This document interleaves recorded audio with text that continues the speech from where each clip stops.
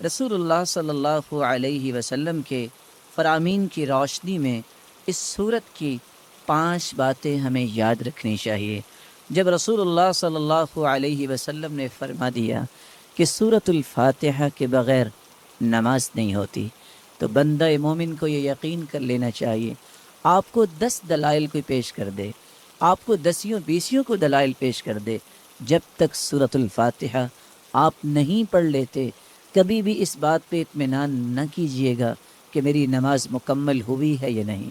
مکمل اس وقت ہوگی جب سورۃ الفاتحہ کی تلاوت کی جائے گی۔ رسول اللہ صلی اللہ علیہ وسلم کے فرامین کی روشنی میں دوسرا پیغام میرے اور آپ کے لیے یہ ہے کہ یہ سورت شفا ہے، یہ سورت دم ہے۔ اپنے آپ کو بھی اور اپنی اولاد کو بھی دم کیا کرے، اور اس کے لیے سورۃ الفاتحہ سے بڑھ کر کوئی نسخہ کیمیا، کوئی تریاق نہیں۔ تیسرا پیغام اس کا جو مجھے اور آپ کو سمجھنا ہے کہ اللہ کی تعریف اللہ کو بہت پسند ہے۔ یہی وجہ ہے عبداللہ ابن عباس رضی اللہ تعالی عنہ فرمایا کرتے تھے، الحمدللہ ہر شکر کرنے والے کی زبان کا یہ وطیرہ ہے۔ الحمدللہ سب سے پہلے آدم علیہ السلام نے جو کلمہ اللہ نے جب انہیں پیدا کیا، روح ڈالی، تو سب سے پہلا کلمہ جو ان کی زبان پہ آیا وہ الحمدللہ تھا۔ نوح علیہ السلام نے بھی کہا فَقُلِ الْحَمْدُ لِلَّهِ الَّذِي نَجَّانَا مِنَ الْقَوْمِ الظَّالِمِينَ، اور ابراہیم علیہ السلام نے بھی یہی کہا الحمدللہ الذی وَهَبَ لِي عَلَى الْكِبَرِ إِسْمَاعِيلَ وَإِسْحَاقَ، اور داود اور سلیمان علیہ السلام کے قصے میں بھی یہی بات ملتی ہے، وقال الحمد للہ الذي فضلنا على كثير من عباده المؤمنین، اور اللہ رب العزت نے اپنے پیغمبر سے بھی مخاطب ہو کر فرمایا وقل الحمد للہ الذي لم يتخذ ولدا، اور اللہ رب العزت نے قرآن مجید میں اس بات کا تذکرہ کیا کہ جنتیوں کی زبان پہ بھی اگر کوئی بات ہوگی تو وہ یہی ہوگی الحمدللہ الذی اذهب عنا الحزن، اور وآخر دعواہم ان الحمدللہ رب العالمین، اور حدیث یہ بتاتی ہے اول من یدعى الى الجنہ الحمادون، سب سے پہلے اگر جنت کی طرف کسی کو آواز دی جائے گی، بلایا جائے گا، تو وہ لوگ ہوں گے الحمادون جو اللہ کی تعریفیں کرنے والے ہیں۔ اور اللہ کے رسول صلی اللہ علیہ وسلم کو قیامت کے دن جو جھنڈا دیا جائے گا لواء الحمد، وہ اللہ کی تعریف کا پرچم ہوگا۔ آدم فمن سواہ تحت لوائی، رسول اللہ صلی اللہ علیہ وسلم نے فرمایا آدم سے لے کر قیامت تک آنے والی آدمیت بشمول انبیاء اور انسانیت میرے اس پرچم تلے ہوگی، اور اللہ کے رسول صلی اللہ علیہ وسلم کو مقام محمود عطا کیا جائے گا۔ اللہ کی تعریف یہ اللہ کو بہت پسند ہے، اور اس بات کو سمجھانے کے لیے پیش کرنا چاہوں گا۔ رسول اللہ صلی اللہ علیہ وسلم کے صحابی بیان کرتے ہیں قیامت کو جو ترازو قائم کیا جائے گا، جس ترازو میں نیکیاں اور برائیاں ان کا وزن ہوگا، اتنا بڑا ترازو ہوگا، لو وضعت السماوات والارض ومن فیہن فی کفہ لوسعتہن، اگر 7 آسمان اور 7 زمینیں اس ترازو کے ایک پلڑے میں رکھ دیے جائیں تو ایک پلڑا بھی بھرے گا نہیں۔ لیکن اللہ کی تعریف کا کلمہ صحیح مسلم کی روایت کی والحمد للہ تملأ المیزان، جو اللہ کے فیصلوں پر خوش ہو کر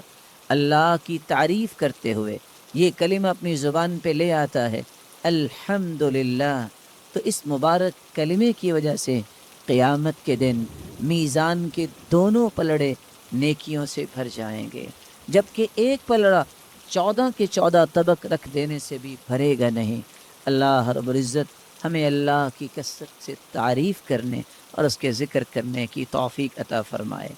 چوتھی نصیحت اور چوتھا پیغام اس صورت کا یہ ہے کہ ہم نماز کی ہر رکعت میں جب یہ کہتے ہیں ایاک نعبد و ایاک نستعین، اللہ تیری ہی عبادت کرتے ہیں اور مدد بھی تجھ ہی سے مانگتے ہیں، تو پھر کسی بندہ مومن کو اس بات کو بھلانا نہیں چاہیے۔ وہ زندگی کے ہر حصے میں یہی کہے، میرا رکوع، میرا قیام، میرا سجدہ، میری دعا، میری نظر و نیاز اور میرا توکل، میری انابت، میرا رجوع، ہر وہ چیز جو عبادت بن سکتی ہے وہ صرف ایک اللہ کے لیے۔ اس کو بھلائے نہیں، اور مدد مانگتے وقت بھی اس حدیث کو بھی نہ بھلائے اور اس اقرار کو بھی نہ بھلائے، فَإِذَا اسْتَعَنْتَ فَاسْتَعِنْ بِاللَّهِ، جب بھی تم مدد طلب کرو تو اللہ سے مدد طلب کیا کرو۔ پانچواں پیغام جو بالکل بھلانے، اور یہ بہت خوبصورت پیغام ہے اس صورت کا، کہ جب ہم مانگتے اللہ تعالیٰ سے یہ ہیں کہ اللہ ہمیں صراط مستقیم نصیب فرما، اور یہ وہ صراط مستقیم ہے جو اللہ تعالیٰ نے اپنے انعام یافتہ لوگوں کو عطا کیا، اور انعام پانے والے لوگ کون ہیں؟ اولئک الذین انعم اللہ علیہم من النبیین والصدیقین والشہداء والصالحین۔ وہ انبیاء کا راستہ ہم مانگتے ہیں، صدیقین کا راستہ مانگتے ہیں، شہداء کا راستہ مانگتے ہیں، صالحین کا راستہ مانگتے ہیں۔ وحسن اولئک، ان سے بڑھ کے خوبصورت رفاقت کس کی ہو سکتی ہے؟ اتنی سعادت کہ ہم مانگتے ہیں، اے اللہ قیامت کے دن انبیاء کی صف میں ہمیں بھی کھڑا فرما، شہداء، صالحین اور نیک لوگوں کا ساتھ نصیب فرما، لیکن ساتھ اس بات کا مطالبہ کرتے ہیں، اللہ ہمیں یہودیوں کا راستہ، عیسائیوں کا راستہ، مغضوب علیہم یہود ہیں، الضالین عیسائی ہیں، وہ لوگ جن پہ اللہ کا غضب تھا کیونکہ انہوں نے اللہ کی کتاب کو ٹکرا دیا اور علم سیکھنے سے ہی اپنے آپ کو دور رکھا۔ عیسائیوں کو کیوں ضالین کہا گیا؟ یہ کیوں گمراہ ہیں؟ پڑھنے کے باوجود انہوں نے عمل کرنا پسند نہیں کیا۔ اس لیے ہم راستہ مانگتے ہیں اللہ تعالیٰ سے، انبیاء اور شہداء اور صالحین اور صدیقین کا، جن کو علم سے محبت تھی، جن کو اللہ کا تقرب حاصل کرنے کا ذوق اور شوق تھا۔ یہی وجہ ہے کہ حکم آ گیا کہ جب تم ولضالین امام کہتا ہے تو تم آمین کہا کرو، اللہم استجب دعاءنا، اے اللہ ہماری دعا کو قبول فرما۔ اور اسی لیے ساتھ اللہ کے رسول نے فرما دیا، ما حسدتکم الیہود علی شیء ما حسدتکم علی السلام